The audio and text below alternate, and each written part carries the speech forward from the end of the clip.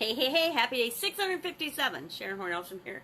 Actually, feeling better today. Have you ever had a day where you lose the whole day because you feel terrible and you just want to stay in bed and sleep all day? I had one of those days yesterday. I think coming after so much travel and so much stuff, getting back into my normal routine proved a little bit more difficult and challenging than I had anticipated. I had my granddaughter over for a sleepover and we started watching movies and shows about 7 o'clock at night, and while I kind of dozed off in bed because I was getting a cold and my nose would not stop running. And yesterday, boy, it took all of my energy just to hang out and take care of her. I didn't do a single video yesterday, which is absolutely unheard of and unlike me. Even on the cruise ship, I did this video every single day. I have not yet posted them.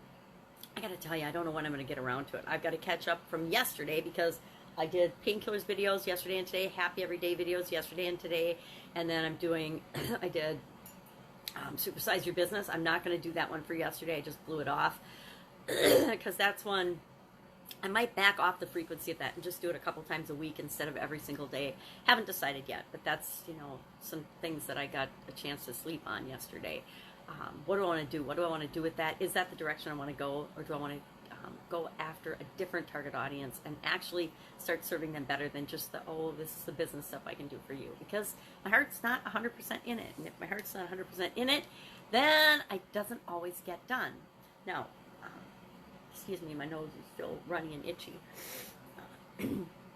That's not necessarily the most important thing, but one thing I've been covering in the 90-day challenge every day. Today was day 50 and day 51 of the 90-day challenge. And the section and the segment I'm talking about is supplements. And I contend that, at least in the American diet, it is almost impossible to get what you need unless you take some kind of supplements. Now, you got to take good supplements. You got to take the ones that are right for you. But who among us couldn't use more energy? Who doesn't need more mental clarity and focus? Who doesn't need to supplement what we're eating in order to get what our body needs to have the energy so that we can interact with other people on a regular basis in a semi-coherent manner. So I'm doing supplements for this segment. And the thing we talked about is what I call F-boat. Feelings, beliefs, opinions, I just made it up today, attitudes and thoughts, and then judgments, all about the topic that we're working on for this segment.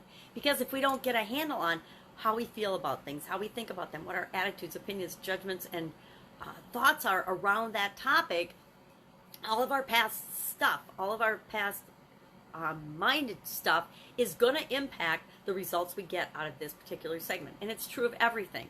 If I have certain feelings about my ability to succeed in a certain endeavor, like if I want to start a new business or if I want to grow my existing business, and I have limiting thoughts, feelings, beliefs, judgments, opinions, or attitudes about that, guess what? That is going to color the results that I get on growing that business or overcoming that challenge right now. But if I write them all down, if I get them all out, if I look at them with my conscious mind, I can say, oh, my third grade teacher said that to me, and that is absolute nonsense. I don't believe that anymore, and I can let that go. I can look through and say, all right, my mom said this to me 1,000 times, if not 100,000 times when I was growing up. That's her belief. That's not mine. I can let that go. I can go down the list some more. I can say, oh, my college professor taught me that, and I heard it once. And why did I emotionally, because I was embarrassed in that class or because I was called out in that class in a positive way, I linked in that was the thing I had to believe. Guess what? That's my college professor's belief.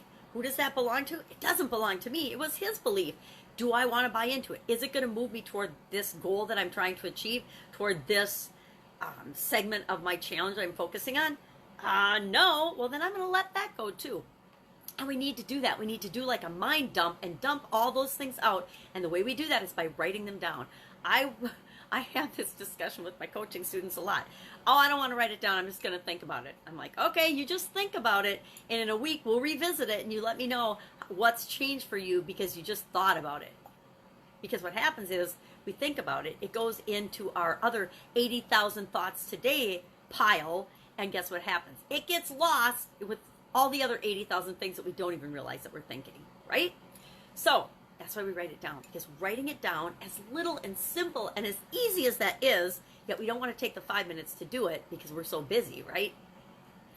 That's how powerful it is. If I write it down, it's the same thing with our goals. If I write my goals down, they are achieved. If I don't write them down, they're just like lofty air and clouds. They float away, and it's as if I didn't even have that goal or that thought or that feeling. That's why it's so important that we write them down. So let me ask you a question. Do you have your goals written down? Yes or no? Do you look at them every once in a while? Number 2, do you ever do this with an exercise? Do you ever do this exercise where you write down your F boat? I've got to figure out how to get a J in there now that I thought of J, but your feelings, your beliefs, your opinions, your attitudes, your thoughts, your judgments about something. Do you ever write them down and ask yourself, who does this belong to? Who does this, belief belong to? I'm not good enough. Who doesn't? I want to go ahead in the thoughts below. I want anyone that has never had the thought or the subconscious thought, I'm not good enough, to comment below. Have you never in your entire life, in any situation, at any time, thought, I'm not good enough? I think that's kind of a universal false belief that almost every human being on the planet has. Even the people that you think are the most confident, the most secure, the most amazing, the highest achievers on the planet, I guarantee that they at some point in their life have had the thought, I'm not good enough, or who am I to do this? What makes me think I deserve this? Almost everybody has had that false belief or thought at some point in their life. And notice I say false belief or thought, because guess what? If you think it, if you dream it, if you can even imagine it, you're good enough to have it. If you're a human being, you are good enough to have and do and be and achieve absolutely anything you can ever imagine. And how we come up with that, it's always somebody told us that we weren't good enough, or somebody made us feel that we weren't good enough, or somebody didn't pick us for their team in Phi Ed class, or somebody told us we were ugly or fat or stupid or not good, or that we didn't like them, or they frowned at us. It might be just somebody gave you a dirty look one time and they weren't even looking at you. They were looking at the person behind you, but you thought it was you, and all of a sudden you tapped into, oh, that person doesn't like me. I must not be good enough for them. And you're like, well, who is that person that I thought I wasn't good enough? But our subconscious locks into these things and it holds on to them with a grappling hook and doesn't let go. So I'm thinking a lot about that today, because every 10 days I'm going through this same exercise with a key thing, a key component that moves me toward that end objective in the blood pressure challenge, in the health and lifestyle challenge that I'm doing right now. Oops, I'm being slow. There goes my alarm. So, is there something that you want, that you've wanted for a long time, that you're working on, sort of working on, that you haven't written down, or that you haven't done this exercise where you ask yourself, what are my thoughts, what are my feelings, what are my beliefs, what are my opinions, what are my judgments, what are my feelings about this? Really, what are your feelings about it? Because if you, in some way, shape, or form, feel like you don't deserve the thing that you want, guess what? You will get almost there and you'll sabotage. Something will happen, and you might not sabotage. It might look like something coming from the outside world, but you'll attract that thing to prevent you from getting what you want. And it doesn't make sense, and it doesn't feel right, and it doesn't seem right, but it'll happen time and time again. If you don't believe me, just think about your past situations, things that you've wanted in the past, and then think about what happened right after you were just going to achieve it.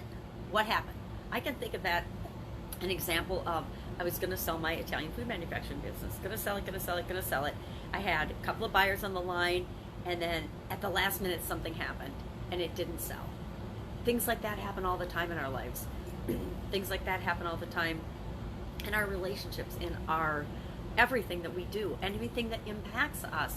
And it always boils down to some feeling, thought, belief, opinion, judgment, thoughts that we have.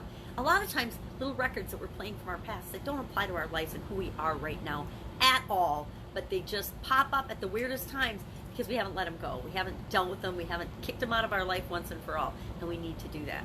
I would say everyone listening to me needs to take the I'm not good enough belief, or I don't deserve belief, and find out, you don't have to necessarily dig into it and find out where it is, but you got to find ways to let it go. If you need help with that, let me know. I've done a whole bunch of really fun letting go strategies and little videos and things I'd be glad to share with you. If you can't think of ways to let things go yourself, it's just a source of information that you can say, oh, here's some different ways I could let it go. And I was struggling with that. I studied a lot of stuff, a lot of people's complicated processes for letting feelings and thoughts and beliefs and past stuff go that didn't really work for me. So I said, I gotta figure out an easy, fun way to make this work for me. And so I spent a whole day, I did it twice when I had my Italian food business. I spent a whole day just out doing fun ways of letting false beliefs go. One of them was I'm not good enough or I don't deserve. And so if you want to see some funny, weird ways about doing that, go ahead, hit me up in the comments below and I'll share those with you. I'll have to dig them out and find them. I know they're somewhere, but I'll find them for you.